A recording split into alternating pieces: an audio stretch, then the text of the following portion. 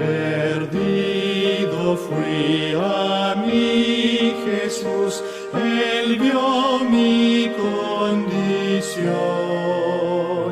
En mi alma derramó su luz, su amor me dio perdón.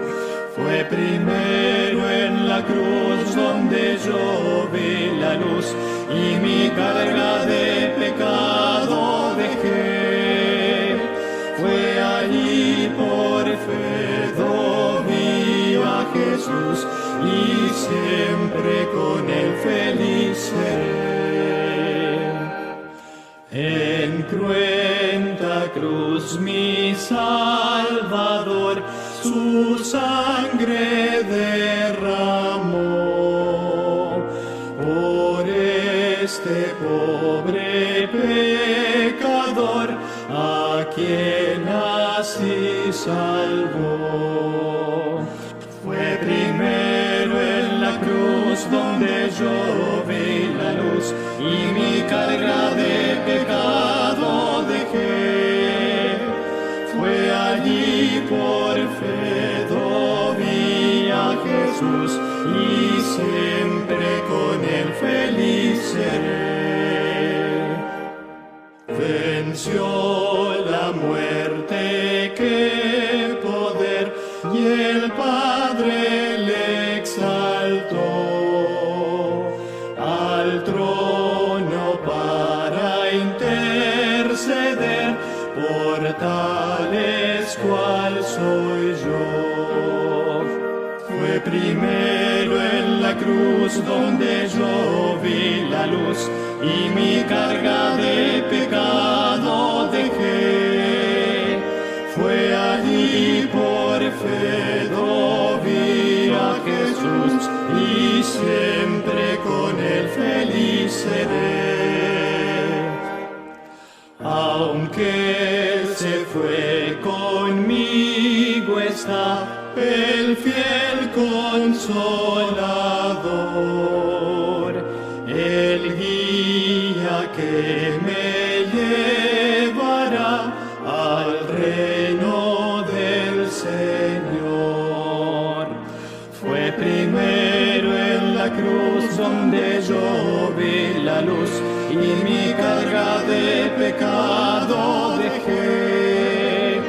Fue allí por fe vi a Jesús y siempre con él feliz seré.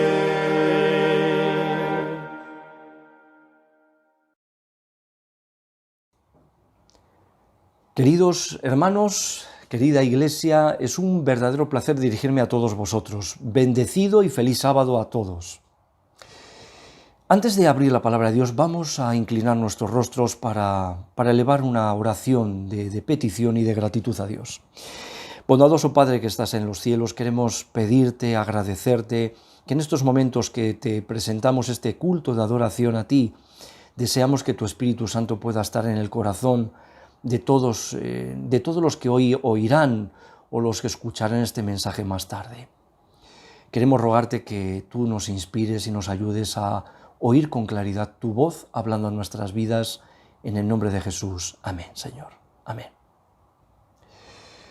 Tenía 19 años, creo que recién cumplidos, cuando fui llamado a filas para ir al servicio militar. Creo que fueron 1 año o 2 años después se implantó la ley de objeción de conciencia, pero en mi tiempo todavía se empezaba a hablar, pero todavía era obligatorio el servicio militar y ahí me tocó ir. Y os puedo asegurar que yo desde el principio me hacía no pocas preguntas. A cada momento yo me decía, ¿pero qué es lo que yo hago aquí? ¿Pero qué pinto yo en este lugar? ¿Qué pinto yo? Hacía un año que había entregado mi vida al Señor en la iglesia adventista de Valladolid. Y yo, 1 año después, yo me preguntaba, ¿y yo qué hago aquí en este lugar, en este cuartel? Yo quiero marcharme a mi casa, quiero estar con los míos, yo no quiero seguir aquí. ¿Qué sentido tenía que yo tuviera que no sé, que estar obedeciendo los gritos de un señor que no me conocía de nada y que yo tampoco lo conocía de nada, y tenerle que estar obedeciendo porque él era un mando superior. Para mí no tenía ningún sentido. ¿Qué sentido, qué sentido tenía que yo cargara con una mochila que pesaba aquello que ni os cuento y que tuviera que darme barrigazos a las órdenes de un señor que tocaba un silbido, hacía un silbido o gritaba al suelo, a tierra y todos a tierra? ¿Qué sentido tenía para mí? No tenía ninguno. Era la primera vez que de una manera, voy a decirlo, real, auténtico, me enfrentaba a la vida solo. Era la primera vez que yo salía de mi casa sin volver a ella durante mucho tiempo, durante 13 meses y 8 días que duró el servicio militar. No tenía ningún sentido esto para mí. Yo me enfrentaba a la vida, como digo, solo, lejos del cuidado, del amparo de mis padres, de mis amigos, de la gente de la iglesia a la que quiero y de mi novia, que la había tenido que dejar en casa, que hoy es mi esposa a la que amo. Un hermano de iglesia, antes de marchar, me había regalado una tarjeta era una tarjeta muy bonita porque aparecía ahí un paisaje precioso y un pensamiento que decía lo siguiente: la valentía, la fidelidad y la fe se demuestran en la soledad, en la sencillez y en el saber estar. Ese pensamiento yo lo mantuve durante mucho tiempo. Me ayudó, como no os podéis hacer ni una idea, porque joven en la fe, llevando un año de haberme bautizado, para mí era muy significativo el pensar que yo tenía que este era el momento en que yo tenía que definirme como creyente. Yo tenía que entrar ya en el cuartel y lo primero de todo decir que yo era adventista para evitar los problemas que muchos otros anteriores a mí habían tenido por causa de su fe. Sí, este pensamiento, la valentía, la fidelidad, la fe se demuestran en la sencillez, en la soledad y en el saber estar. Me ayudó a valorar la importancia que tiene nuestra dependencia de Dios, mi dependencia de Dios. Y puedo aseguraros que fue una auténtica bendición, por muy dura y difícil la experiencia que hubiera podido tener.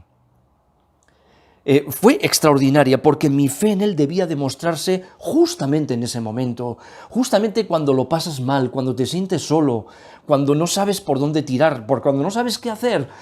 Es cuando no tienes nada más a lo que aferrarte y entonces tienes a tu Dios, que es lo más grande que te puede pasar.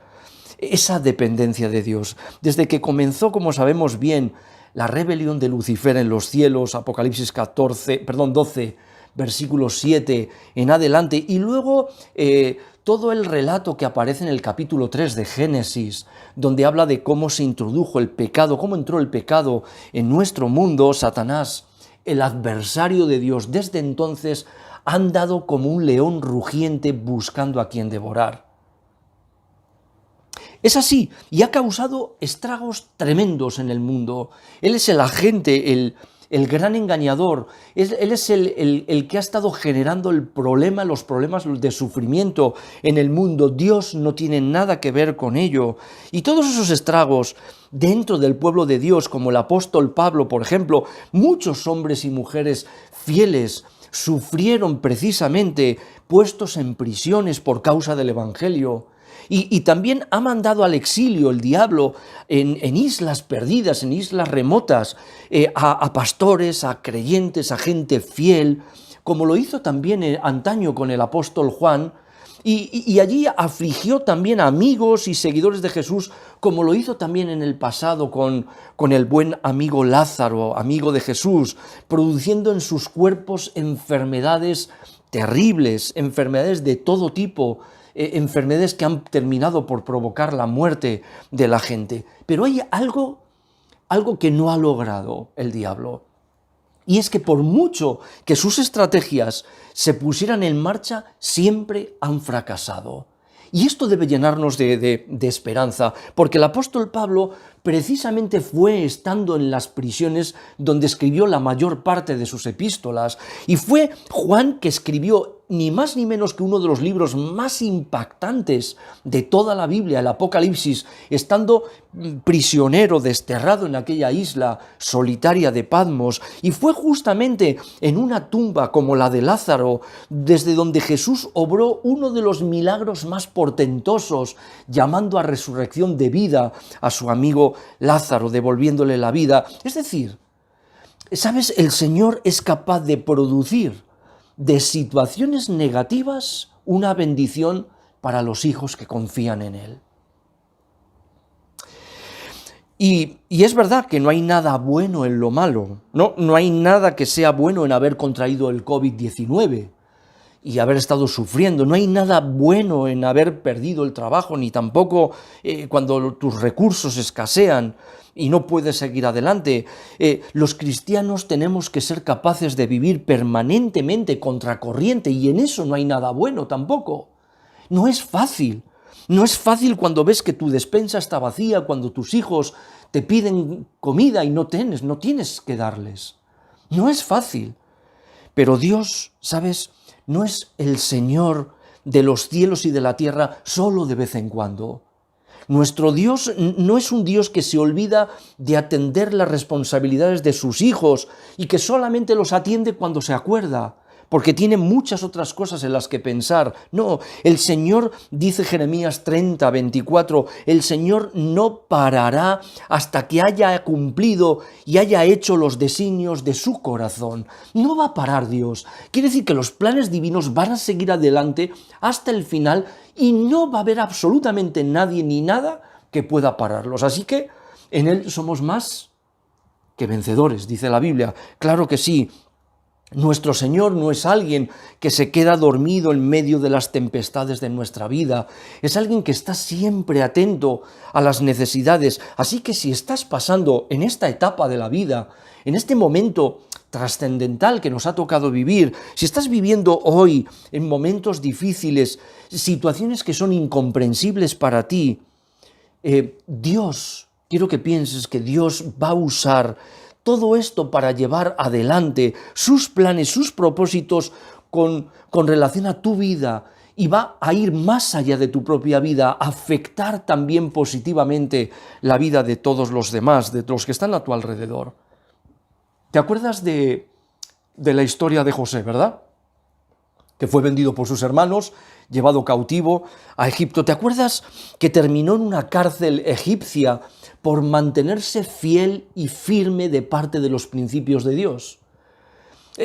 Una injusticia, pero terminó en la cárcel. Y yo estoy convencido que el diablo debía de pensar: esta es la mía, ahora ya le he machacado, ahora le he derrotado, ahora un joven que confía en Dios no va a entender por qué Dios está permitiendo lo que le está pasando, y por lo tanto va simplemente a abandonar de su fe, machacando a aquel joven. Y cuando todo parecía que estaba perdido, de repente el Señor actuó.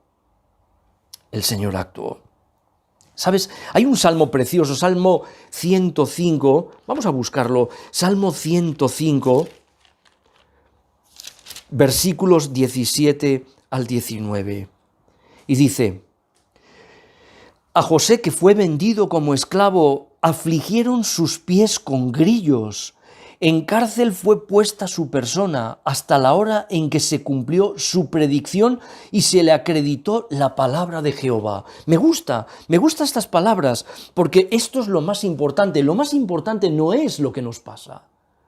Lo más importante no es cuando sufrimos, cuando pasamos por dificultades, sino lo que finalmente el Señor hace por nosotros, hace por sus hijos, cuando el Señor nos acredita, dice el texto bíblico, hasta que a la hora en que se cumplió su predicción, le acreditó la palabra de Jehová.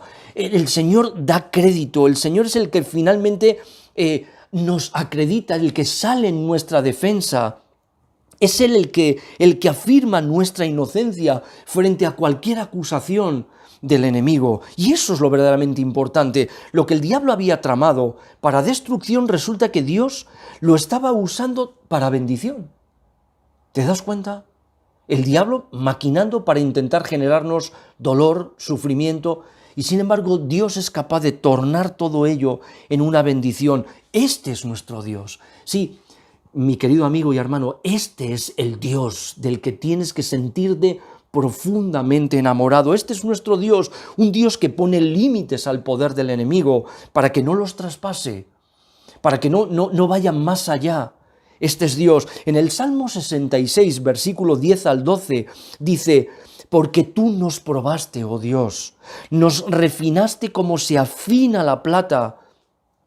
Pasamos por el fuego y por el agua, pero nos sacaste a abundancia, dice el texto bíblico. Así actúa Dios, un Dios que está moviéndose por encima incluso de las obras del enemigo, el enemigo tramando dolor de nuevo y Dios actuando por encima, superando, llevándonos por encima de todas ellas. Este es Dios. Así que si miras tus problemas en estos momentos y los miras con molestia, como males que te están tocando sufrir, como que fueras el único que está padeciendo en este mundo, te vas a convertir en un cristiano amargado. Pero si por el contrario contemplas lo que te pasa como las oportunidades que Dios tiene de mostrarte su gloria, el cuidado que Él tiene por ti, cómo Dios de un imposible es capaz de tornarlo en una bendición para todos nosotros, entonces tu vida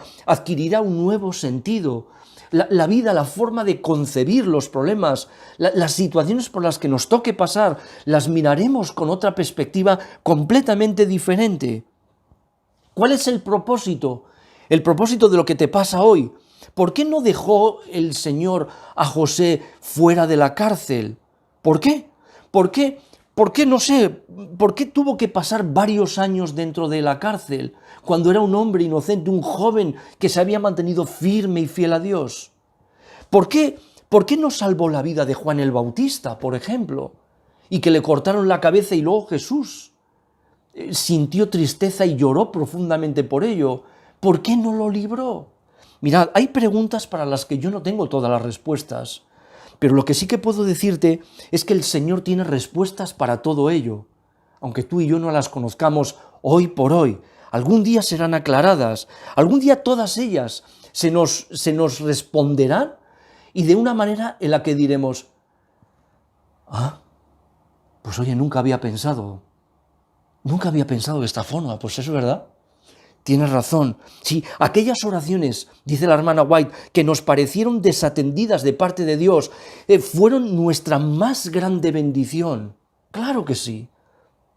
Y hoy no entendemos lo que nos pasa, pero un día todo esto se nos aclarará. El mismo Santiago, capítulo 1, versículos 2 al 4, dice: tened, esto es fácil decirlo, pero tened por sumo gozo cuando os halléis en diversas pruebas, sabiendo que la prueba de vuestra fe va a produciros paciencia. Y termina diciendo: mas tenga la paciencia su obra completa, para que seáis perfectos y cabales, sin que os falte cosa alguna. ¡Qué bonito! Quiere decir que las pruebas, las dificultades van a servirnos sobre todo para prepararnos para cosas más grandes, para situaciones extraordinarias, para vivencias aún más profundas, para aprender a depender única y exclusivamente del poder de lo alto, para que cuando todo parezca perdido, tú siempre pienses: Dios está a mi lado. Y José termina en la cárcel. Como sabemos, Dios usó ese tiempo de soledad, incomprensible para el propio José. Yo me lo imagino: ¿qué hago yo aquí? Como yo decía, ¿qué pinto aquí? Pero Señor, si yo soy fiel a ti, si me he mantenido como un hombre, como un joven responsable, respetando los principios, ¿qué hago yo aquí, en esta cárcel? Poco podía entenderlo José, pero no protestó ni se quejó. En aquella cárcel José purificó su vida, es como que Dios lo estuviera preparando a planes más elevados, a responsabilidades más grandes de las que el mismo José era completamente inconsciente, no era consciente de ello, él no sabía, él no podía imaginarse. Por eso cuando lees en Génesis capítulo 39, versículo 22, descubres algo muy interesante. Dice, y el jefe de la cárcel entregó en manos de José el cuidado de todos los presos que había en aquella prisión. Y puedes decir, ¿y qué? Pero una cárcel es una cárcel, ¿no? ¿Qué podía haber de bendición que tuviera que estar cuidando de gente ladrona, indisciplinada y desagradecida, gente que estaba ahí en la cárcel? O sea, ¿qué había de bendición en ello? José no se quejó. José fue aprendiendo poco a poco, fue aprendiendo a vivir confiado en Dios, fue aprendiendo a tomarse fuertemente de la mano de Dios, a hacer que su vida fuera una vida totalmente dependiente del cielo, completamente. Y el Señor entonces continuó moviendo las cosas. Tú das un paso, Dios da un paso, tú das otro. Dios da otro paso y entonces tú das otro. Y Dios da otro paso y tú das otro paso, pero lo das al lado de Él. Lo das en la seguridad que te da de que Dios no te va a dejar solo, de que Él te va a acompañar y te va a guiar en todo momento, como lo ha hecho hasta aquí. Y Él aprendió, como digo, a vivir una vida confiada, una vida dependiente de Dios. Y allí llegó el copero y el panadero del faraón, ambos oficiales, y fueron puestos los dos, mira curioso, bajo el cuidado de José, en la misma cárcel. José estaba por encima de aquellos hombres, el copero y el panadero, y una mañana dice el relato bíblico que José les notó que estaban preocupados. ¿Te imaginas? ¿A quién le importa si una persona en la cárcel está porque habrá hecho cosas malas? Uno dice, ¿no? Y esto es lo que piensas. ¿A quién le puede importar si están apenados o no lo están? Pues estás aquí, amigo, pues lo estás porque tú te lo merecías y punto, y no hay vuelta de hoja. Pero a José le interesó, a José le preocupó, José se interesó por ellos y entonces se acercó. ¿Qué es lo que os pasa?, les preguntó. Y ellos le contaron a José que estaban atribulados porque cada uno por separado había tenido un sueño. Y no lo entendían, no comprendían aquel sueño. Conoces la historia perfectamente. El Señor le concedió a José la interpretación de aquellos sueños. Y entonces fue delante del copero y le dio la buena noticia: en 3 días estarás fuera de esta cárcel de nuevo sirviendo al faraón. Y cuando le tocó tener que dar la mala noticia al panadero, le dijo: dentro de 3 días morirás.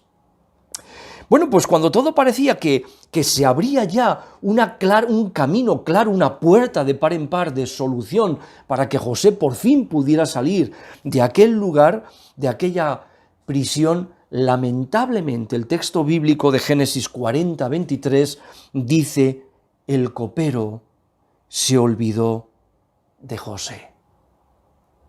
Se olvidó de José. ¿Cómo somos los seres humanos, no? Nos agarramos a un clavo ardiendo cuando tenemos problemas y buscamos salidas y soluciones en unos y en otros. Pero cuando ya tenemos resuelto el problema, qué pocas veces nos olvidamos de devolver el dinero que nos han dejado, de poder agradecer a aquel que nos ayudó, de poder acudir. Normalmente nos olvidamos rápidamente y el copero se olvidó.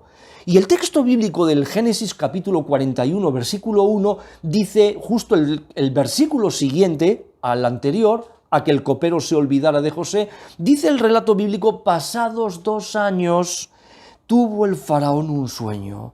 Y uno dice, a ver, esto no se entiende bien. ¿Cómo que pasados 2 años? Es que tuvieron que transcurrir 2 años, 2 años más en la cárcel, además del tiempo que debió de estar anteriormente José. 2 años más en la cárcel. Y 2 años... 2 años sin poder tener una salida, sin poder tener una solución. Es como si el diablo estuviera insistiendo aún más en machacarlo. Ahora te vas a enterar. Sí, Dios te ha intentado ayudar con el copero y el panadero, pero ahora yo voy a fastidiarte porque voy a hacer que se olvide de ti este hombre a quien has ayudado.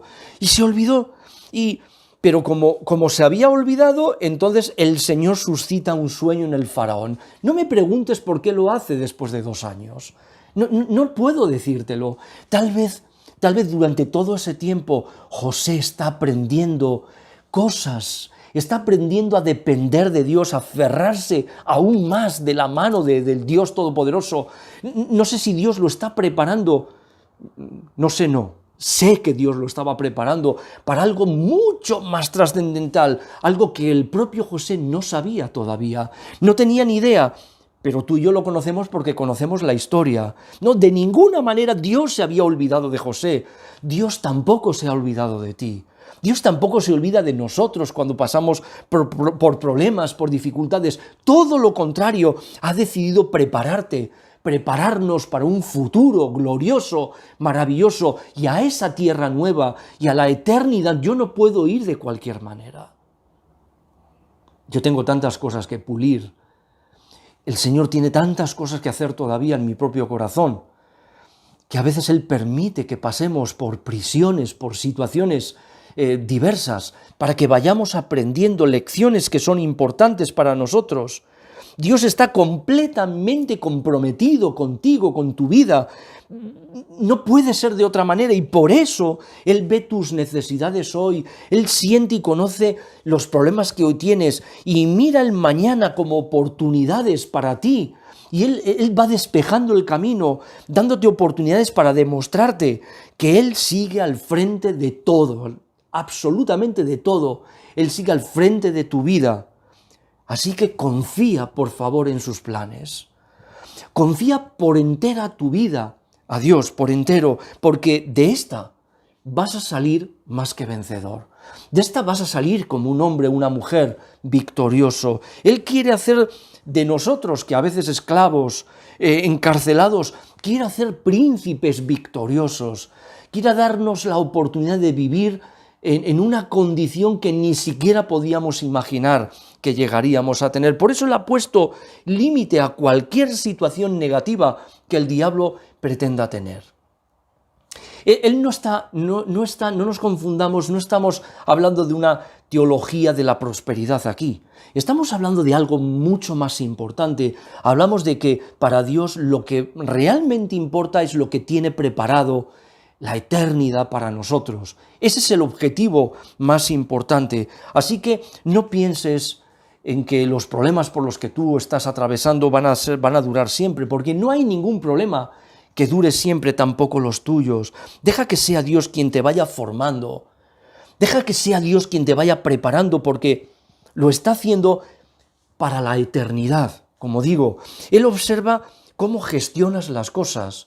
Cuando tienes un problema, una dificultad, Él va viendo cómo lo vamos gestionando, las dificultades, cómo las estamos enfrentando. Él nos observa y ve las debilidades y permite que a veces hayan situaciones que nos vayan haciendo madurar, ir formándonos y preparándonos. ¿Para qué? Para enfrentarnos de una manera correcta a ello. Mateo, por eso 25-21 dice: buen siervo fiel, sobre poco has sido fiel, sobre mucho te pondré. Entra en el gozo de tu Señor. ¿Comprendes? Dios lo estaba preparando todo para hacer de José un grandísimo hombre y para ello de servir primero como un esclavo delante de Potifar, su señor, que le había comprado. Le puso después Potifar al frente de todos los criados, al frente de toda su casa, dice el texto bíblico. Y después de esto, con la desagradable situación, termina con su cuerpo, con sus huesos en la cárcel. Pero ahí Dios vuelve a mover las cosas y le hace responsable de toda la prisión, de todos los presos. Dios se preocupó de estos detalles y puso en José una sensibilidad para tener interés por los que sufrían. El estado de ánimo del copero y el panadero que hemos mencionado. Así que, mi querido hermano, mi querido amigo, haz bien las cosas que te vienen a la mano a hacer. Hazlas bien. Haz bien todo lo que tengas por delante. Pon interés en llegar a tiempo, en ser puntual. Pon interés en hacer tu trabajo con un compromiso total, poniendo los 5 sentidos en lo que estás haciendo, porque estás sirviendo a Dios en las cosas cotidianas que haces. Y cuando en las cosas cotidianas no pongo interés, estoy diciendo que no estoy siendo capacitado, no estoy capacitado para poder ocupar responsabilidades mayores. Aquello que conoces, ponlo en práctica. Sé fiel a Dios en todo lo que Dios te pide y no te quejes. Si se quejan los demás, que se quejen, pero no lo hagas tú. Tú sabes que el Señor va moldeando a sus hijos para prepararlos para cosas mayores, para empresas más trascendentales, eternas, que esa es la más importante de todas. Los presos de hoy pueden llegar a ser primeros ministros. ¿Entiendes? Como fue José. ¿Entiendes de lo que hablo? Cuando se te encargue un trabajo, hazlo para el Señor. Aunque sea barrer, barre para el Señor. Limpia las cosas para el Señor. Hazlo todo para honra y gloria de Dios. Este es un tiempo que nos ha tocado vivir, un tiempo de servicio a Dios. Es un tiempo en el que Dios nos está permitiendo que nos vayamos capacitando, formando y preparando. Así que comparte también tu vida con otros, tu experiencia de fe con otros, tu fe con otros. Este es el tiempo, esta es la época. El apóstol Pablo en 2 Corintios 1:4 dice: Dios nos consuela en todas nuestras tribulaciones para que podamos también consolar a los que están en cualquier tribulación por medio de la consolación con que nosotros hemos sido consolados. O sea, Dios permite que pasemos a veces por situaciones difíciles, encontramos consuelo y fortaleza en Dios, y Dios espera que esa fortaleza en Dios sirva para fortalecer también y consolar la vida de otros que no le conocen. Es así. Así que, en lugar de decir, ¿por qué, Señor? ¿Por qué estoy pasando por esto? Más bien di, ¿qué puedo aprender de esta experiencia, Señor?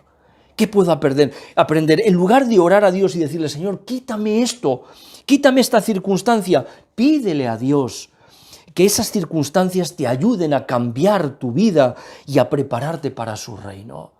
Porque este es el objetivo. Y piensa que Dios no humilla ni aflige absolutamente a nadie, dice Lamentaciones 3:33. Dios no humilla ni aflige por gusto a los hijos de los hombres. Dios no se complace en el sufrimiento de sus propios hijos. De ninguna manera. Él no se deleita en ver sufrir a sus hijos, sino más bien en que sus hijos crezcan, confiados, dependan de Dios y triunfen en la vida como auténticos cristianos, no vayan tirando, sino que vayan más bien contribuyendo y sembrando la paz, la seguridad, la fe, la confianza en Dios en aquellas personas que están a tu alrededor.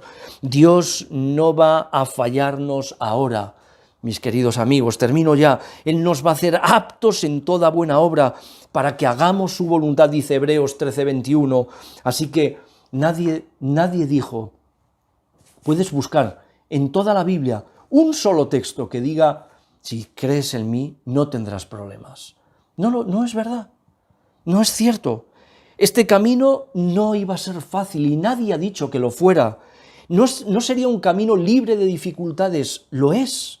Cada vez se va complicando más, pero el Señor, no olvides nunca, va a usar cada tribulación por la que tú estés pasando, cada situación difícil por la que tú tengas que atravesar para llevarnos a la victoria final. Así que, mi querido hermano, querido amigo, confía plena y totalmente en el poder de Dios. Que el Señor te bendiga. Confía tu vida por entero a Él. Vamos a inclinar nuestros rostros y a orar al Señor. Amante Padre que estás en los cielos, queremos darte gracias por darnos la oportunidad de oír tu voz, de aprender de las experiencias del pasado, que son para nuestra enseñanza, como dices en tu palabra, y queremos en esta mañana confiar nuestras vidas por entero, completamente a tu poder, a tu dirección, a tu espíritu. Queremos pedirte, Señor, que lejos de quejarnos cuando pasemos por problemas, podamos tener la certeza de que tú llevas el control de nuestras vidas porque hemos puesto todo lo que somos, todo lo que hay en nosotros en tus manos. Acompáñanos, guíanos y, Señor, permite que caminemos de aquí en adelante con la certeza de sabernos victoriosos en Cristo. Por eso es en su nombre que te lo pedimos todo. Amén. Que el Señor os bendiga. Ha sido un placer estar con todos vosotros en este santo sábado.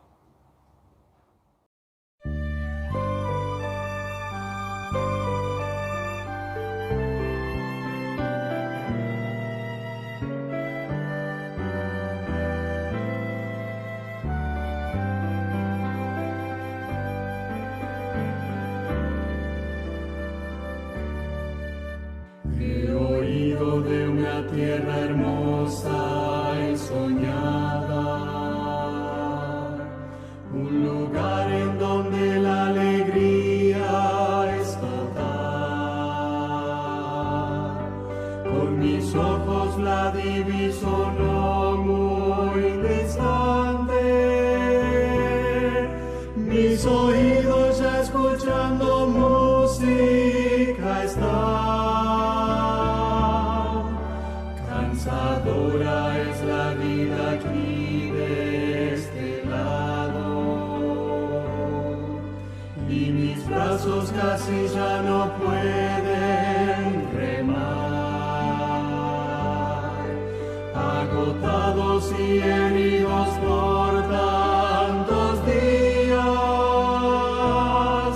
Necesito encontrar el puerto de amor. Después del río existe un lugar para mí. Después del río existe paz. Después del río habrá felicidad sin fin. Con mi Jesús voy a morar.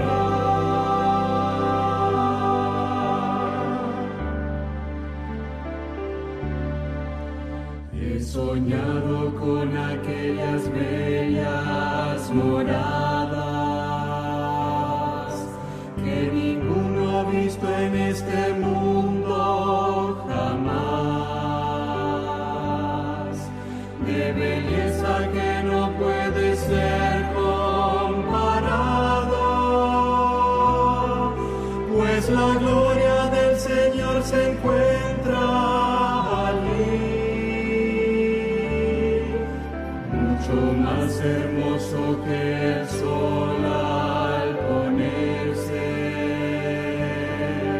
o el reflejo del rocío en una flor. Es aquel encuentro para los redimidos, pues valió la pena aquí luchar y vencer. Después del río existe un lugar para mí. Después del río existe paz. Después del río habrá felicidad sin fin.